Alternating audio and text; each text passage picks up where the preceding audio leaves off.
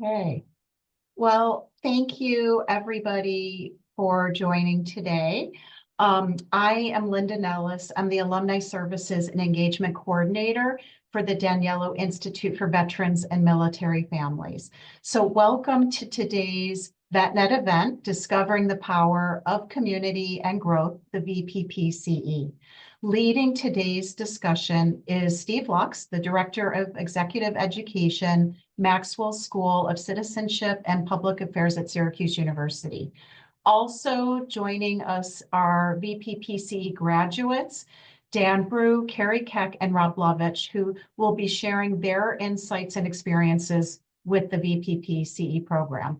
Following a quick poll, we will hear an overview of IVMF from Cassandra Rosica, IVMF's Alumni Services and Engagement Manager. So at this time, I'm going to ask if you can take a moment to answer the polling questions.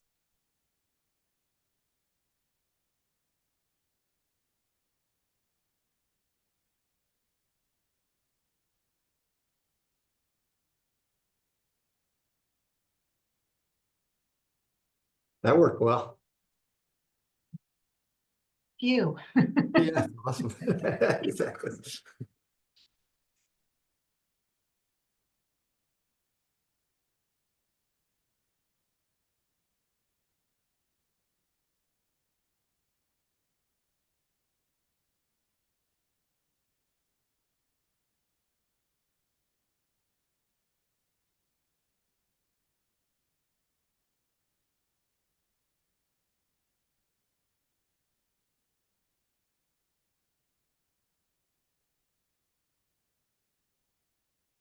All right.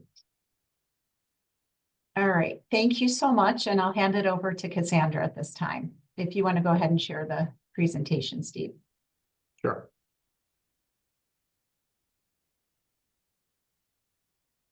You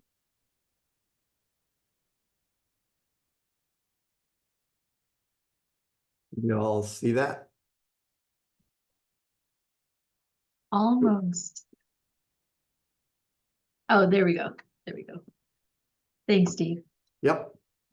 All right, everyone. Well, thanks so much for joining us today. In today's VetNet, we have incredible insights that will be shared all throughout. So just want to give you a quick overview of the agenda. I'm going to go ahead and provide a quick overview of the Daniello Institute for Veterans and Military Families, what we do here, programming initiatives. Then Steve will top it off with Maxwell School of Citizenship and Public Affairs, information on that.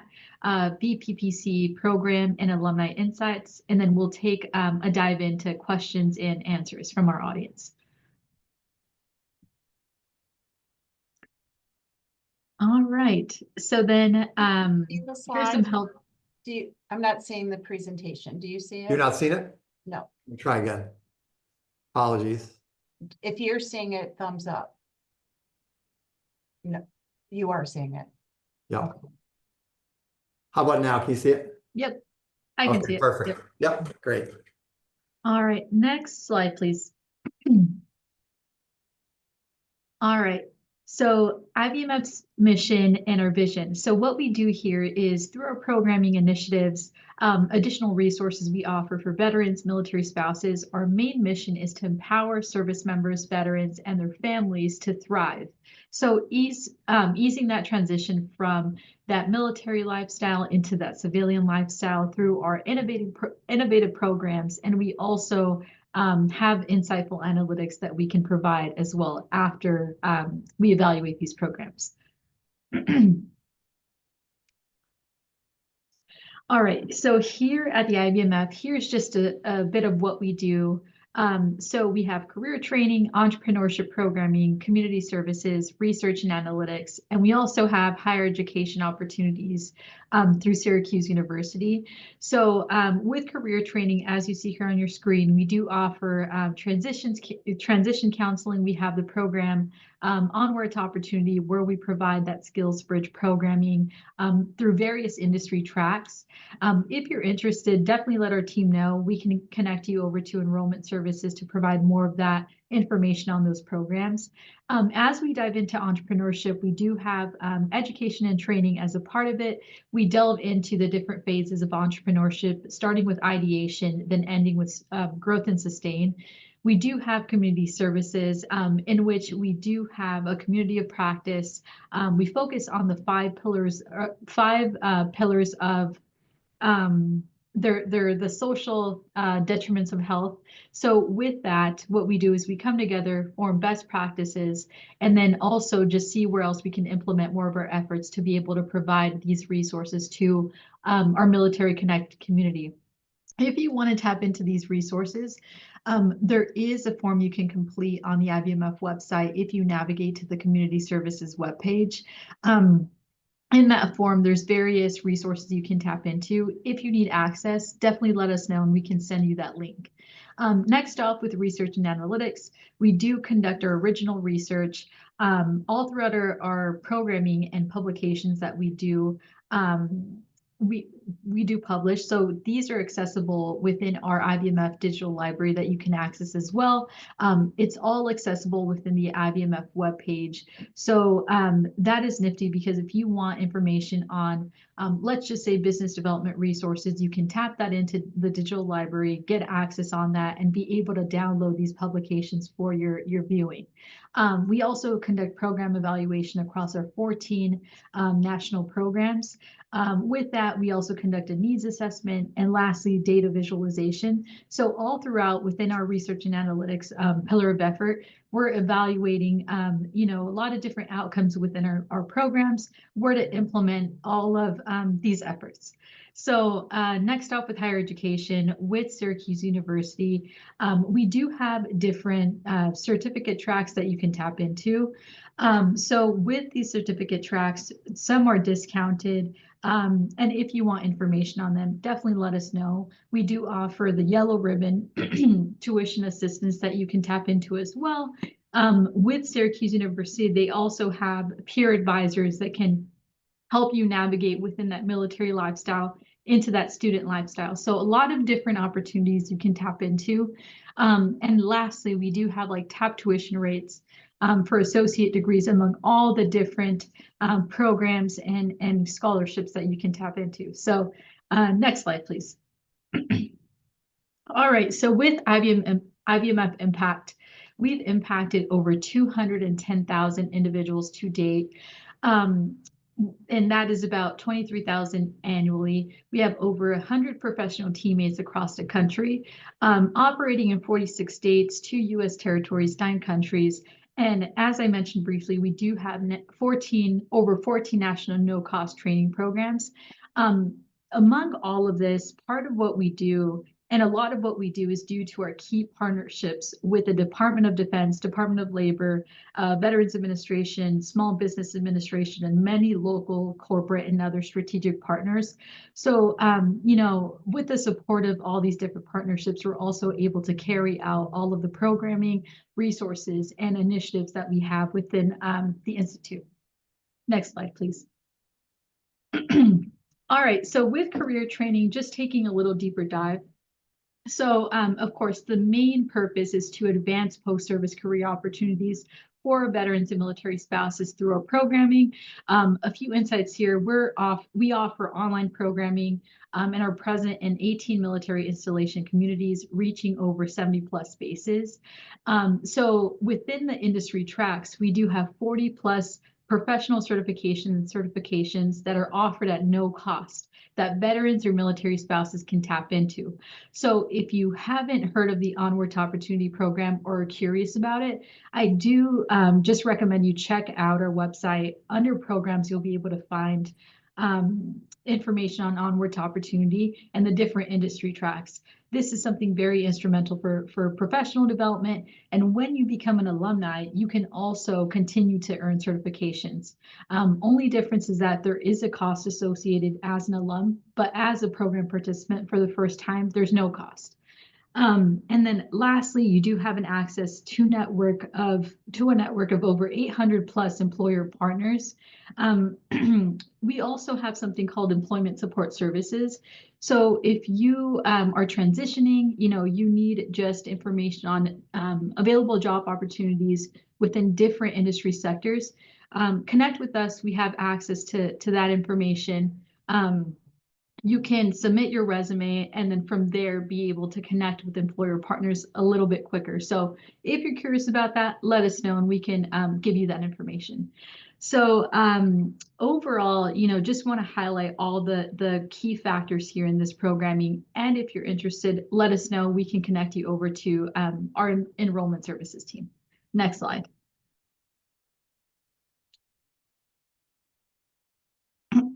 All right, thank you. So with entrepreneurship, as I briefly mentioned earlier, we do focus on the different phases. So starting with ideation, we have all these programs within it, early stage programs within it as well, such as entrepreneurship bootcamp for veterans.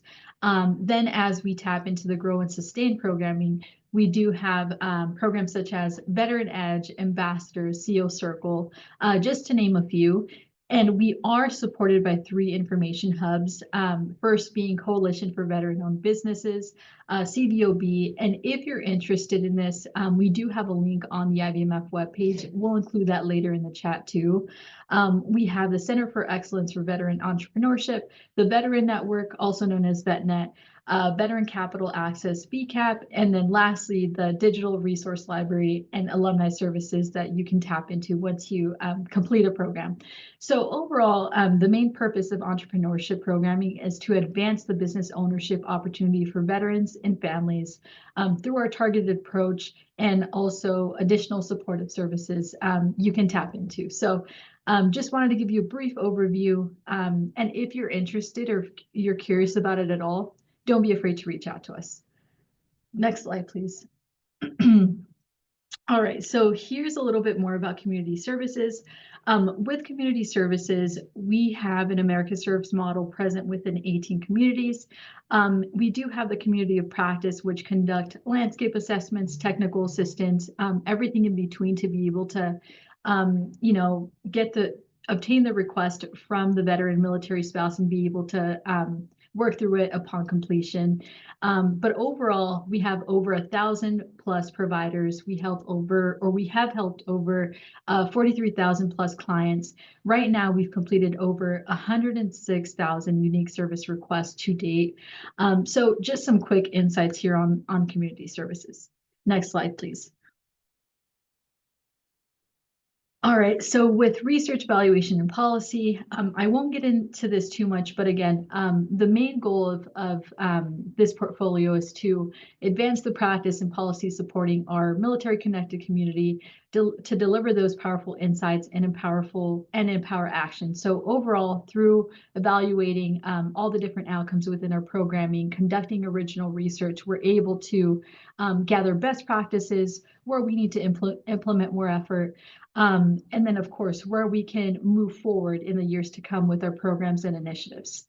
Next slide, please. All right, so now I just want to give a quick overview of post-program support. So myself and Linda Nellis here, my colleague, we work on the Alumni Services and Engagement team. So within our team, we've some of the many initiatives and many resources we offer are startup small business services related to funding, legal services, marketing and networking services, mentorship, SV resources, and other IVMF resources you can tap into as a graduate. So we also do have, opportunities to, connect via virtual and in-person events. And number one thing we do like to highlight is these resources are great for initial startup within your business, and then also to further professional development. So the most important thing we like to stress is that as you graduate from these programs, one of the most important resources available is to stay connected. Even when you're in the cohort, you have a community where you can reach out to obtain powerful insights to further your growth as a professional, and really just utilize those connections to move forward wherever you're at within your career or your business.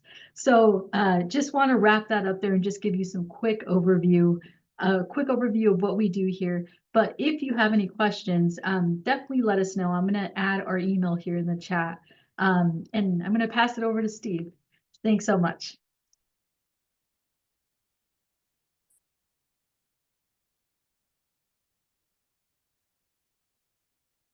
Sorry, muted myself. Welcome, everybody. My goal here is pretty simple. Try to give you as much information in the shortest period of time so that you might apply to the program, and we could actually have a long-term relationship like we have with the alumni in the group. So just a couple of things. This program, at least content-wise, is based in what we call the Maxwell School of Citizenship and Public Affairs. Some of you know about this school. Some of you do not know about this school. We're not the school of government. We're a school that basically says to every American in the country that you have a role in government, and as a citizen, you should all be a part of it. When it comes to this particular program, I think what's obviously super important is where does politics sit in all of this? And particularly what's the role of a veteran? So in your cases, you have sworn oaths, you've contributed life and limb, you've contributed all kinds of ways to our country already. And here we go asking you to do more, right? We're asking you to think about jumping into American civic life, be it in the nonprofit sector, in the various ways you can imagine, helping out this country in lots of ways that we need it, or actually putting your hat into the fray of politics. So it's interesting in a sense that what I think is important in this, and really what I hope is that Dan, Carrie, and Robert will help explain this. Our goal is not to insist that every one of you should run for office, right? Our goal is actually to give you information so you can make a reasonable choice about whether that's a good fit for you or not. Politics is not for everybody, clearly. And I think everyone who's run for office can explain to you both the joy and the sadness of running, and maybe the hope, and also the things that kind of got in your way maybe become dispiriting at some level. But I will say, I say this adamantly, if you don't run, I don't know who is going to run. If my family and friends don't run, I don't know who's going to run. We need good leaders in elective office. And I think in particular, when we think about veterans, like why a veteran, my own sense of this is it might be true you're the most highly trained individuals or group of individuals in the country. Be it about strategic planning, waking up on time is a good important skill. I don't know if you have kids or not, but just showing up is important, right? And I think it's also true. Sometimes this word diversity is a little bit controversial these days, but you also represent a very diverse group of people, be it from across the country, gender, ethnic, race, what type of food you like. I have no idea. We're very diverse, just looking at the people in this room. And regardless of the politics of the time, we embrace diversity, not necessarily as some normative goal. We just think that's what America is. And so we're trying to represent the country well. I think the other thing I really want to stress before I move on, this program is not partisan. I think it might be true that many of my colleagues on campus lean blue more than red. I think that's a fact of life on US American campuses, right? That said, our really number one priority is to make everyone feel at home, no matter what the political persuasion is. Shui, Dr. Chen is one of the people on this call. She and I work very closely on this project. We go way out of our way to make sure we have balance in the group. I think our alums will tell us whether that's true or not. But the idea here is not about party, but it's about country and the service that you all might provide. as you become veterans. So I just want to make that, loud and clear. So there's a couple things to say about this program, and I just want to be clear about it. We've been running for about 6 years. About 3 years in, we realized we needed 2 courses, not 1. So there's the first course is what we call ideation. It kind of follows the themes of what Linda and Cassandra talked about. But some of you are saying, well, I don't know if I really want to run, but let me take a peek, or let me dip my toe into learning more about it.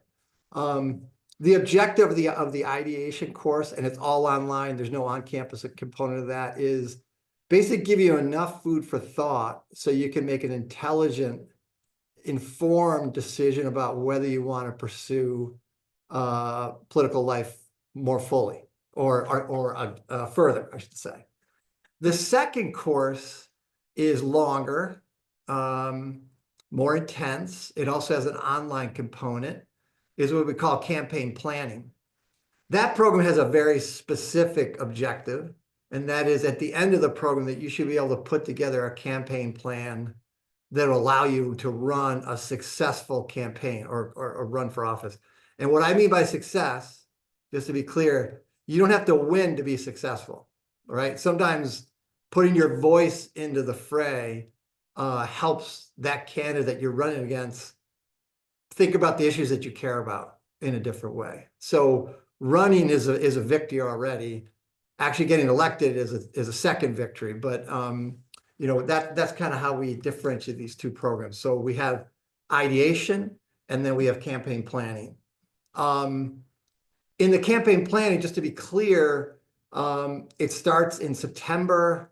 It essentially ends in January, but along the way, it's perhaps most intense from September, October, November. And then we invite people to campus that week of October 22nd, which is what you see in the slide. The thing about this too, and I think this is a really important perspective we have on this. It might be true that not everyone in this room has the same means to participate actively in this program. And means can be money in your pocket, but means can also mean I can get away from work, right? Or I can get away from family. So for the campaign planning program, we do actually encourage people to show up for the program on campus 3-4 days. But for those of you that can't make that happen, we also offer it hybrid. So we actually have the session on campus Zoom room as well. So we try to make sure that we're accessible in lots of different ways. And frankly, as we did that, it enabled more women to participate in the program than years previous. I guess it turns out that women work harder than men as a term. I don't know if that's a shared assumption, but maybe there are more barriers for women to attend a program like this. I don't know if Rachel agrees with me or not, but I see her smiling anyways. So what else do I want to talk about? I'm going to stop talking because you've got a bunch of questions that we're going to field. But I'm gonna not introduce, but I'm going to ask Carrie, Dan, and Robert to introduce themselves. These folks are recent graduates of the program, and maybe they can start by just saying a few words about where you're calling in from, if you ran, what you ran for, any highlight experiences about why these folks should apply for the program. That'd be great before we get to Q&A. Maybe we'll pick on Carrie first, if that's okay. Sure, no problem. I'm Carrie Peck, and I am a 23-year Army veteran. I retired in 2021. I served primarily in the Oklahoma Army National Guard. Active duty for the Oklahoma Army National Guard is a military intelligence officer, and then subsequently an engineer officer. I went through the program in 2023, and I initially wanted to participate in the program because it's oriented to veterans, and Syracuse University has an incredible program through the IVMF with so many resources and so many amazing people like Steve and Shui and Grant, who were very thorough in providing all of the information that we needed to try and better understand ourselves, to, like Steve said, to even realize whether or not we wanted to continue our service, but just in a different capacity as an elected official. So I went through the immersion course where we actually had the weekend long visit to Syracuse University, and I couldn't say enough positive things about it. My classmates were fantastic, and as Steve mentioned, it's the great thing about it. It's just like the military; it's very diverse. So we had people from different states and different backgrounds, experiences, race, ethnicities, and gender, and we learned so much about each other and also political affiliation. And so we learned so much about each other and really more about and understood more about how there is a unique, we have, as veterans, we have a unique level of trust and we bring a unique level or a unique perspective to what we do with serving our country and serving as in politics. So I did run for office and primarily putting the mission first, leaving everything else out of the table and realizing that the whole reason to serve as an elected official is because of what you can do for people in your community and to improve your community. So that's part of the reason why I wanted to participate in the program. And then I ran for office in the 2023-24 election cycle for state representative here in Oklahoma. Unfortunately, I didn't win, but I learned so much through the process, and VPPCE really set me up for success. And like Steve said, and Shui and everyone else mentioned to us, we may run the first time we run doesn't necessarily mean that we will be that winning is a measure of success. I think for me, my measure of success was at least the connections that I made in my community and the things that I learned, because I do intend to run again, because I do have that service mindset and I see some things that really need to be changed about some of my state legislature, and I want to be a part of that positive change and just be a voice for people. So yeah, great Thanks so much. program, and everyone who can possibly attend should definitely do it. I did want to mention as well, 3 of the other graduates of my class were elected, and one is retiring and will be running for office soon. And we have several others that will be running for office again, or be running for office in the near future. And several of my classmates also use the entrepreneurship services, which I am going to start in this month, actually in April. I'm going to be participating in the BWise class, which is for women igniting the spirit of entrepreneurship. So I'm super excited about that. IVMF is amazing. Use their resources. You're the best. Thanks so much. I don't know if Dan might be distracted with a baby or a goat. I can't remember. He's got both with a close location. Do you want to jump in, Dan, or do you want to take a break? You're on mute, just so you know. Okay, I'm good. Yeah. So yeah, she showed up just in time.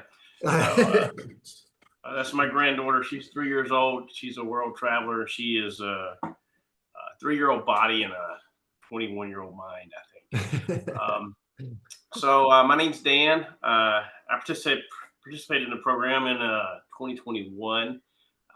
I was in the middle of a skill bridge at the time, corporate skill bridge, and it worked out. I was able to travel to Syracuse. A little bit about me: I served in the Army active duty for 34 and a half years. Started enlisted, and then 9 years in, I went to officer candidate school, and I guess my granddaughter is going to be a part of this program.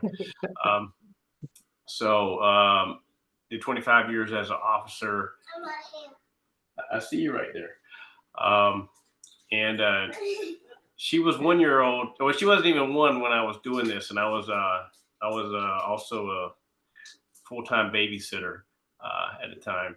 So I participated in the program. I thought I wanted to get into politics, and I don't think my reasoning was the best. I was a little upset with my current state representative, who I had voted for, and didn't do exactly what I thought she would do.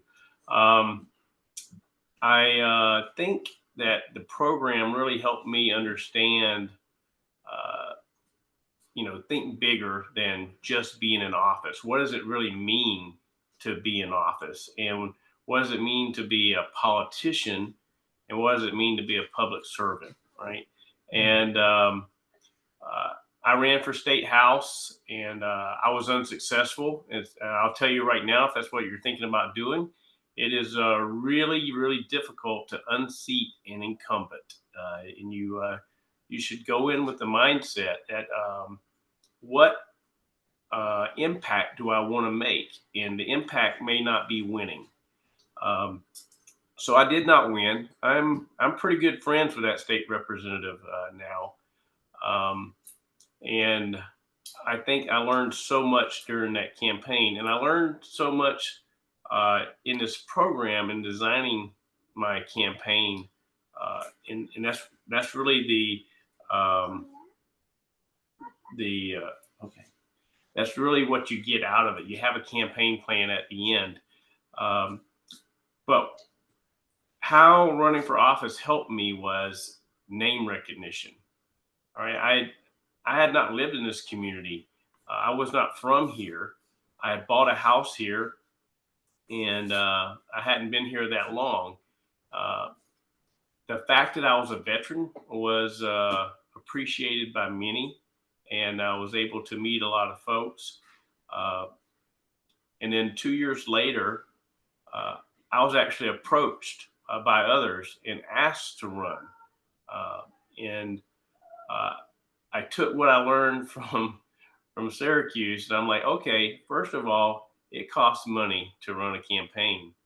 If y'all want me to run a campaign, show me the money, because you know, I tell people the $17,000 personal investment to lose to come in as first runner up is not fun. But when I ran again, the name recognition helped me, and I did unseat an incumbent in a primary challenge in my own party, which is what I tried to do in the state. But I am now the chairman of Upson County, Georgia, and excuse me, and my voice is going. Excuse me. When I ran as chairman, I kept my campaign really simple. I don't know why my voice is so scratchy right now. I apologize. But I only made 3 promises when I ran. I promised to be available. I promised to be transparent. And I promised to make every decision with the best interest of the taxpayers of the county in mind. And those 3 things resonate. And every time I speak in public now and I'm talking to people, I tie it back to one of those promises that I kept and I keep keeping. So I will tell you, while I was at Syracuse, I met a lot of people with similar stories to mine. Some were Democrat and some were Republican. But I'll tell you that every one of them was a cheerleader for me, and I was a cheerleader for them. It didn't matter the party. And I think that's the best takeaway from it is the connections that you made. And, you know, we weren't all successful, but we shared what happened, you know, in our endeavors, and we all learned from each other. And again, I think it helped me later on, 2 years later, when I wasn't even looking to run. I wasn't even considering to run. But the things I learned in that weekend session from the panels that were there, that talked about the mailers, that talked about knowing the data, knowing who the voters are, all those things made it really easy for me to analyze the situation and come back to those people who wanted me to run and say, yeah, I can win this election. And here's what it's going to cost. And here's how we're going to do it. And I gave them a campaign plan that I basically modified from my failed campaign plan. And so I think this program is really awesome. You can learn a lot from it. I don't think you should go in there thinking, hey, I'm going to be the next governor of whatever state you're in. But think of it as an opportunity to get into public service. And I'll stop right there.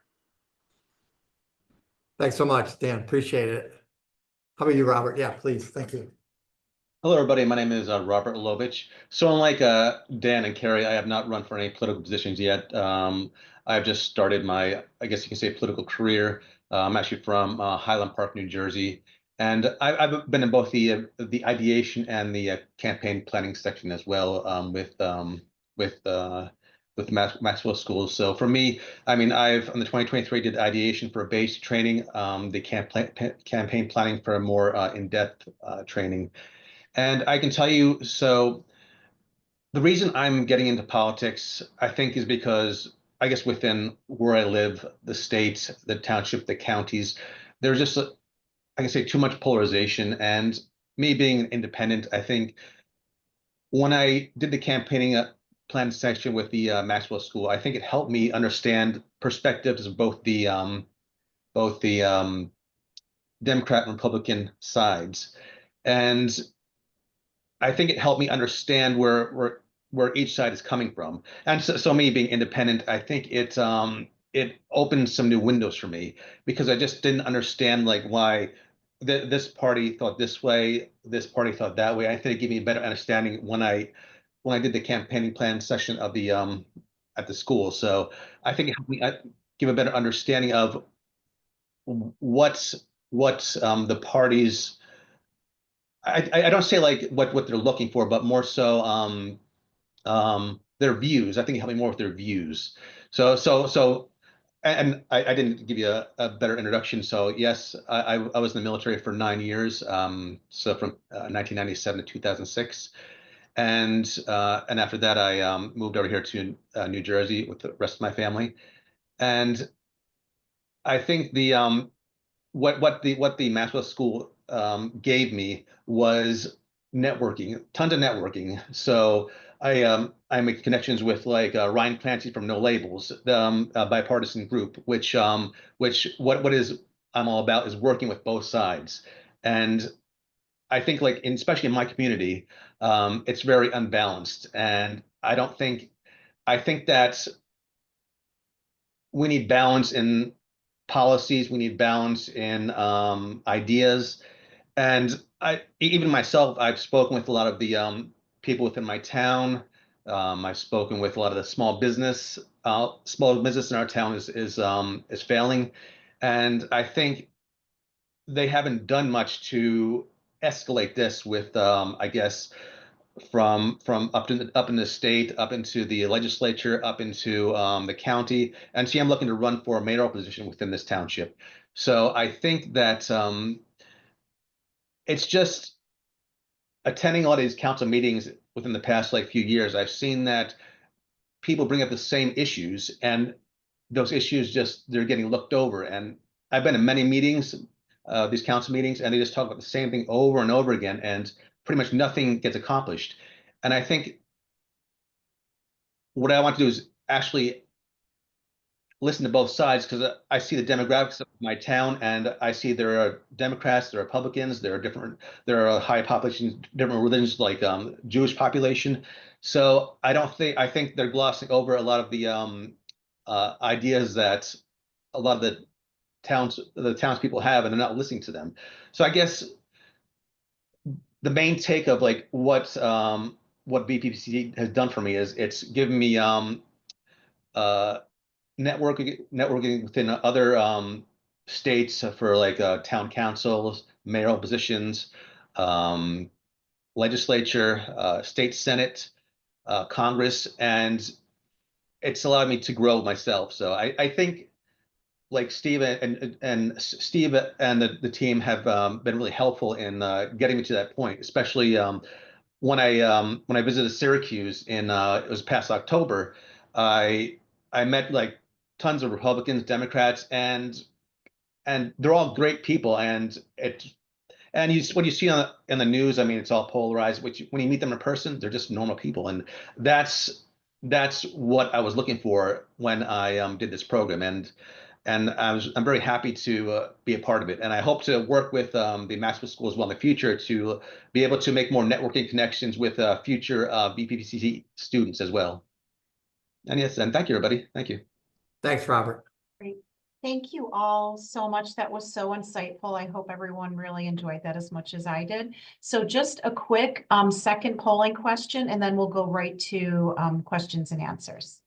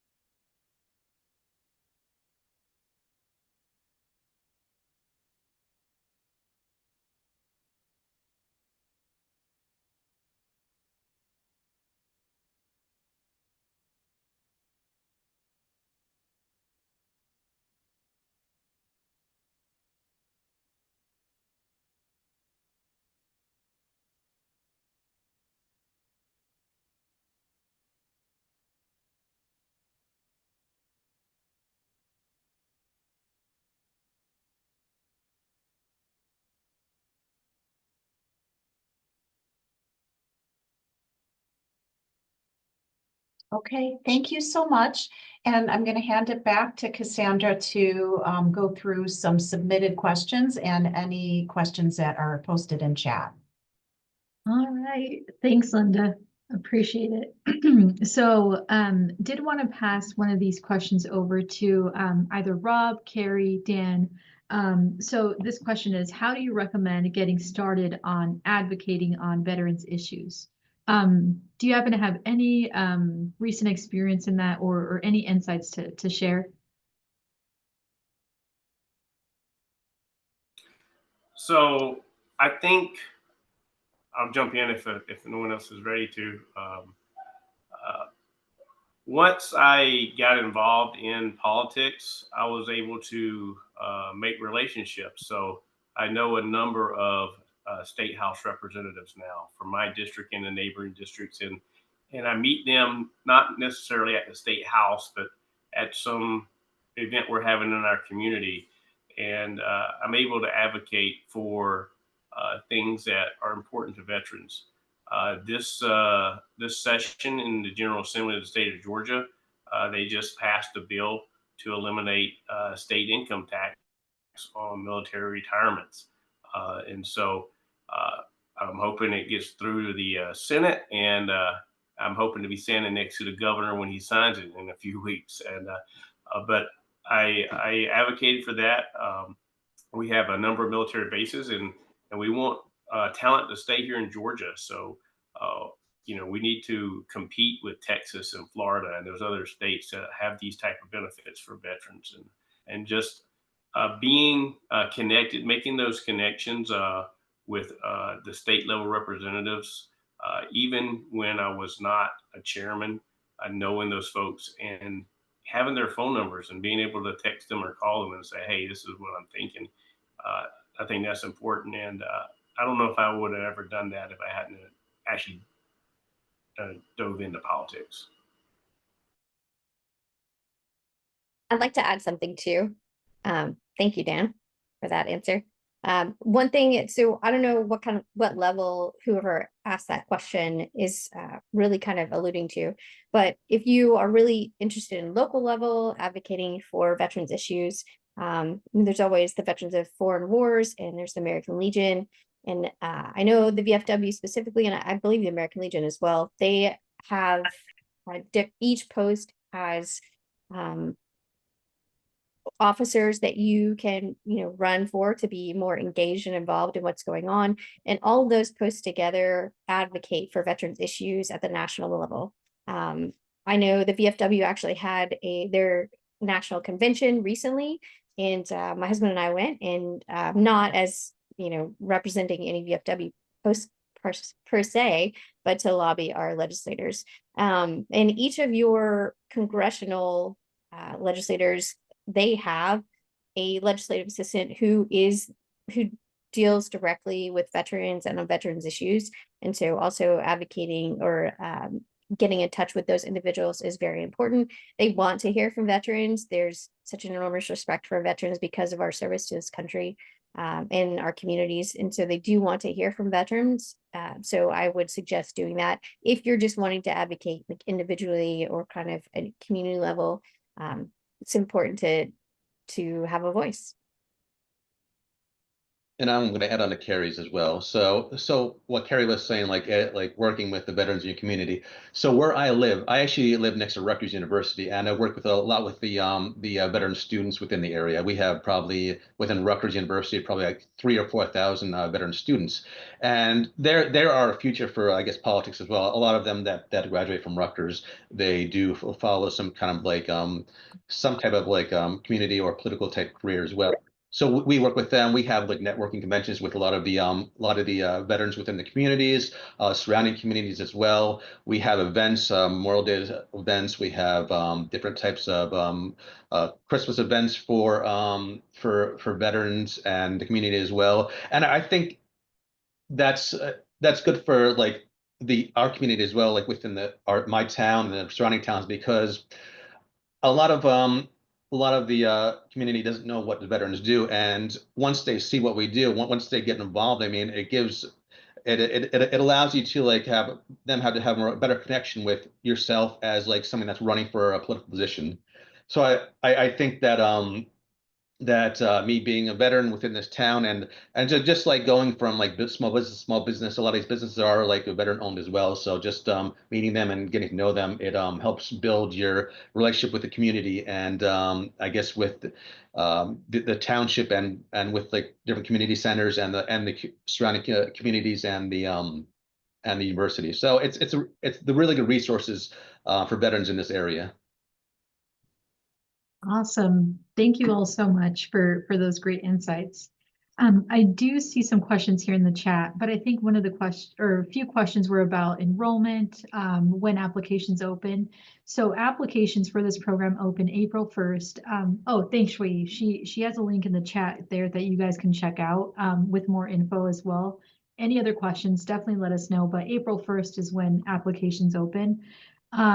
Next off, Grant McDonald, he's asking, are there networking opportunities primarily within other candidates, or do we network outside the program too? So I guess for alumni, if you can share your perspective within the program, and then once you complete the program, we also have other networking events and opportunities you can tap into as well. Oh, sorry, want to pass it? Yeah.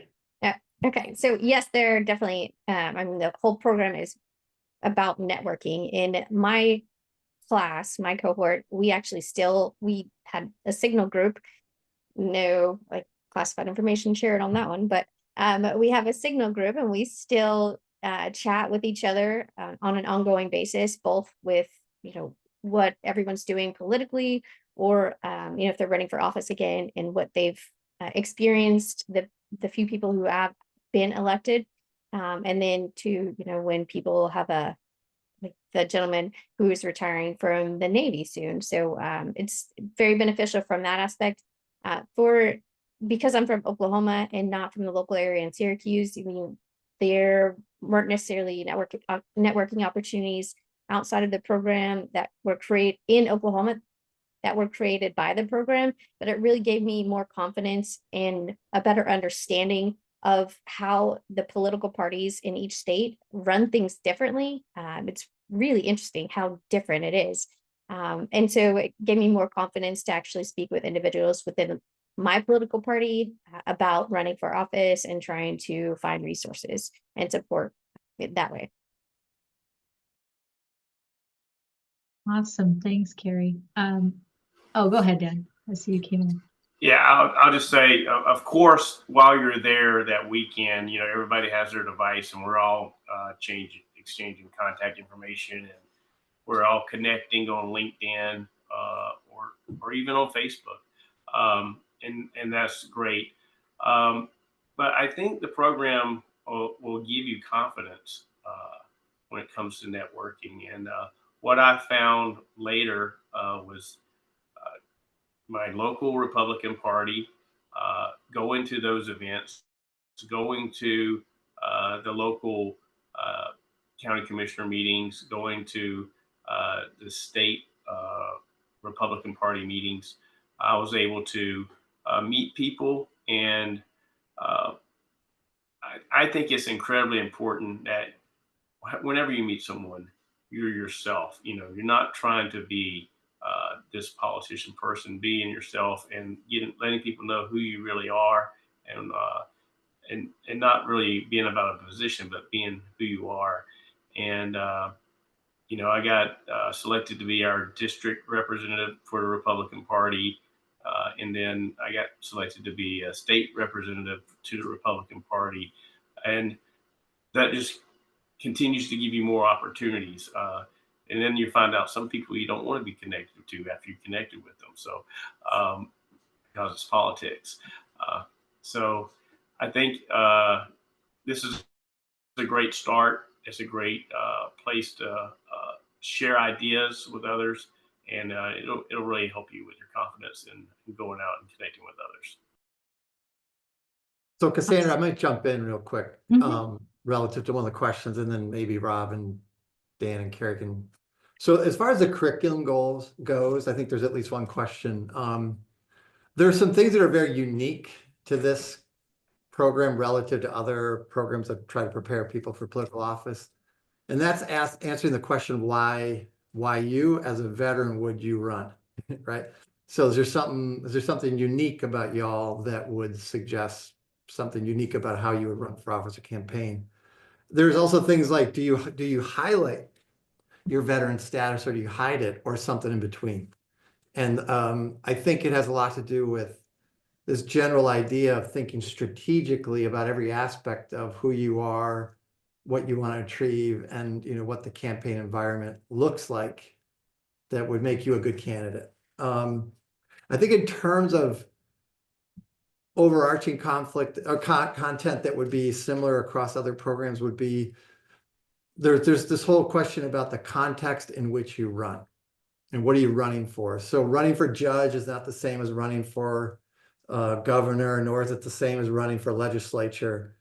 I think the other thing that we hope someone like Dan, Robert, and Carrie would say is that we provide a little context about how your personality might be good for the exec branch, but not so good for the legislative branch, because the world in which those organizations operate are just very different, right?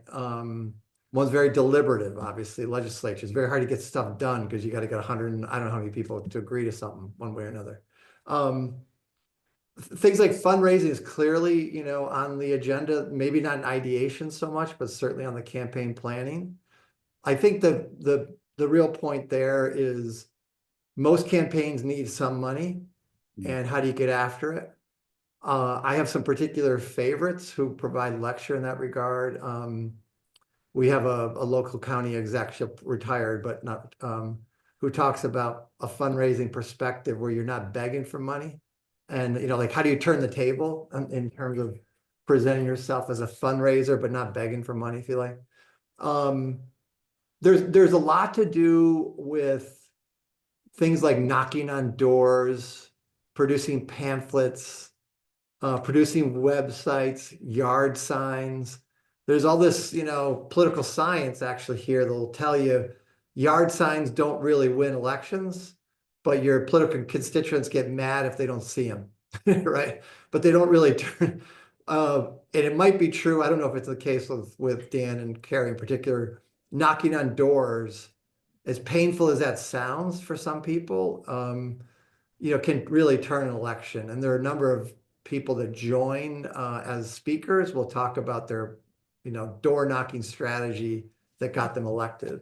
I think there's a lot to do with, and I think Carrie just mentioned it, understanding the powers that be in your locality. In some cases, you have to kiss a ring. In some cases, they're going to come hunting for you. So we have a really interesting person. I don't know if y'all remember Rob, Dan, Carrie, Pam Hunter, whose strategy was essentially, she got very active in volunteering, civic engagement, wasn't running for office, but her name became so well known that the politicians said, "Oh, you should run." So that's just a few things about the curriculum. I don't know, we can send more information, obviously, but I guess Carrie, Dan, Robert, what else would you highlight as far as the curriculum goes? I think as the curriculum goes, so especially for the campaigning planning section, what it did for me is it got me in touch with a lot of like people that have run in certain positions, like especially mayoral. One of my classmates was a mayor before, and he knew what to do. I still keep in touch with him as of today because he ran for mayor and he won. And I guess like his similarities between like his town and my town, we both have very small towns. So it's a similar type of like ways of going about getting elected. And he also talked to me about like funding. Like I thought a lot of it was like grassroots. He also got in touch with a lot of veterans organizations, I think like Vets Now and things like that, where they try to like. I guess for me, I'm independent and I fall more like left of center because a lot of New Jersey is Democratic. But so and independent can be just as good as like Democratic, but more so just for the local positions. And once you get into like federal, I mean, it doesn't work anymore in like Democratic or Republican. I mean, you have to be either one to get elected to like Congress or the Senate within this state or pretty much any state. And I think for like, but where I live at in Highland Park, it's mainly Democratic. There are some Republicans, but I think from what I've gained from the VPPCE campaign planning is that you need to be able to speak to both sides because there are two sides and everyone has an opinion, everyone has questions, and being a veteran in general, I mean, I'm making a lot of connections right now with the networking I'm doing with the university, which is right next door. I've invited some of some of the town council and some of the mayors from the surrounding towns to our event. It's mainly a veterans event, but it's for like veterans like myself and student veterans and like alumni veterans to get to know people that are within our communities and how we can make a difference. I mean, myself, I've done a lot of volunteering as well. I did some during the Christmas season with some of the homeless within the area and homeless veterans as well, and that was all done by the ROTC within Rutgers and within the communities. We got a lot of people together. We gave out different types of clothing. So yeah, it's important to engage with this community and the surrounding communities so they get to know who you are pretty much. Thanks, Awesome. Rob. Yeah. Well, So- thank you. Oh, sorry. Go ahead, Carrie. That's okay. Specific to the curriculum that is provided through Syracuse, the great thing about Steve and Shui and Grant is they very much want to ensure that all the people going through the program hear perspectives from any political party. So it's very nonpartisan, as Steve already mentioned. So I think hearing how different parties run their services and obviously in different states too, because they did bring people in from states outside of New York, was part of, for me, it was very beneficial and impactful, as I mentioned earlier. And, going through they tried to take you through the process from beginning stages of your campaign. And I noticed that somebody had asked a question about, how do you deal with messaging, both negative messaging against you and positive messaging. And so the VPPCE really tries to get you to focus on or understand yourself better and your own personal networks. You may not think you're very connected, or, where do you start with fundraising? You start with the personal networks that you have, both from your military service and in your community and your family and everywhere else. And so they really kind of take you through the process from understanding yourself and whether or not you want to run and your reasons for running and what that looks like for your platform, and through fundraising and developing that campaign plan that can hopefully take you through your entire campaign.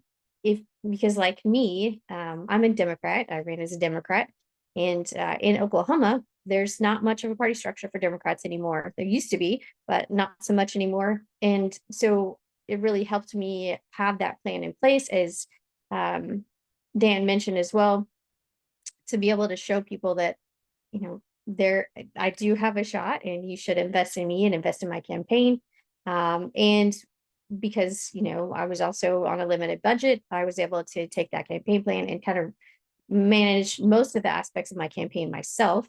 And I was actually the third highest producing Democratic candidate in the state. And we outperformed the national ticket by several points. So, we did have some success, and I was glad of it. As Dan mentioned, it is really hard to unseat an incumbent, especially a Republican incumbent as a Democrat in a Republican supermajority state. So, but I felt that there was a lot of success there. And I do attribute that a lot to Syracuse and the resources and information they provided throughout the program. Thank you so much, Carrie, Rob, and Dan, for all these great insights.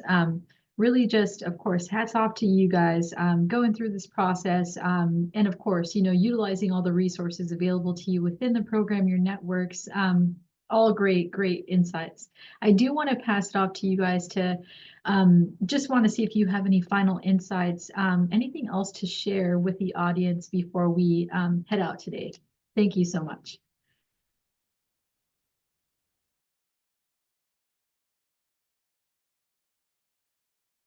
So I guess, I feel like I'm doing all the talking, but You're doing great. Good. one Thank thing you. that I really, obviously doing some reflection after the campaign, one thing I really realized is how, the military provides us, especially as leaders, they encourage leadership and help us develop those leadership skills, and, gives us a little bit of a lot of confidence in ourselves. And so I think I wasn't as humble maybe as I should have been, and really thought that, I've got this, and I didn't reach out to as many people as I should have to really discuss the aspects of the area that I was running for, and how feasible running was as a candidate, as a Democratic candidate, really, in my area. So I think it's important to realize that we don't know all the answers, and just like in the military, you have to develop a team, and you have to reach out to those other people who have done it, which Syracuse did provide some great people from that perspective. But because I'm in Oklahoma and they didn't have any representatives from Oklahoma, which is fine, I didn't have anybody with that aspect of that's similar to my state to reach out to from the campaign. So anyway, just wanted to say, be a little bit humble, and really do some self-reflection, and understand that you don't know everything, but there are likely a lot of people in your community who do, and people who are currently elected that you should really be reaching out to and having those conversations with. I think I would have saved myself some trouble. I would have run anyway, and I will run again, but better armed with knowledge and resources and data, I think is, so important to do. So you don't always feel like you're spinning your wheels.